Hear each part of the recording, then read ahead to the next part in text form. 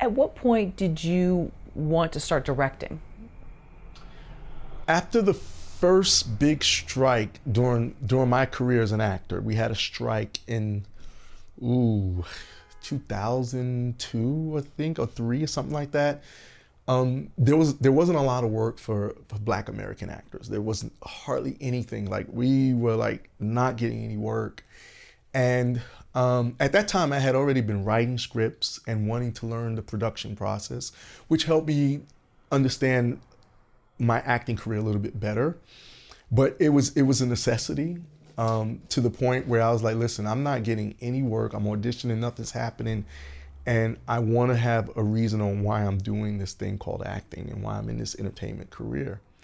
And it just got to a point where I had been on set enough, and I had understood how to work with actors because I had been coaching people on the side who were friends of mine, and they were booking, that I understood the directing process. Now, there were things that I didn't know. I didn't know a days in, days out schedule. I didn't know how to do a shot list. There were things I didn't know, but like I've always believed, if you don't know something, apply yourself, learn it, and then make it yours and make it to where you know it better than anybody.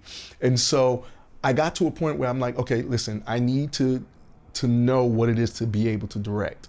Even if it doesn't work, I'll just do it. And if I like it, we'll see what happens. I fell in love with it, and I realized that it was a natural thing for me. And so I just started directing. I directed my first short, it won awards. I directed web series, it won awards. Everything that I've directed have won awards. It just kept going. So I realized, okay, I like this, and that kept me in the process of directing.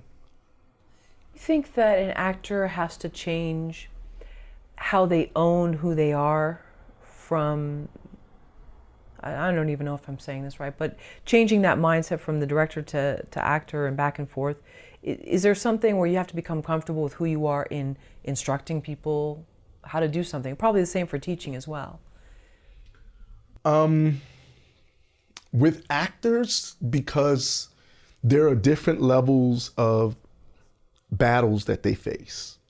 The first battle that actors face is finding their way in the industry, not so much in the talent area, because you can get an idea or a sensibility of whether you're talented or not. If you're in a class, it doesn't matter what the class is, it doesn't matter who the coach is.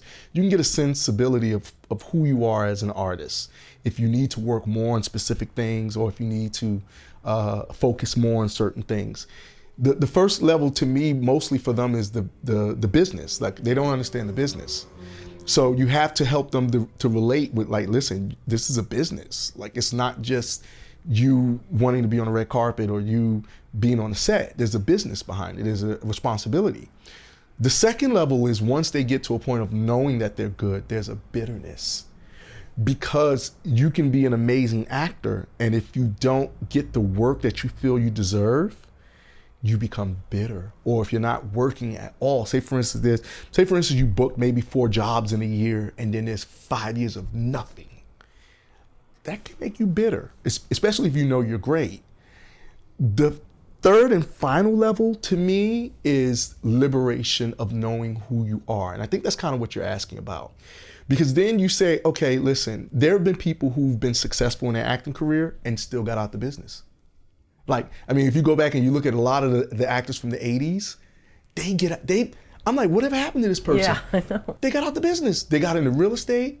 They got into sports or being a coach or being a teacher. It's like, what happened? Or they just, they just took care of their family. They just stopped. Rob Moranis, I think his name is, he just got out.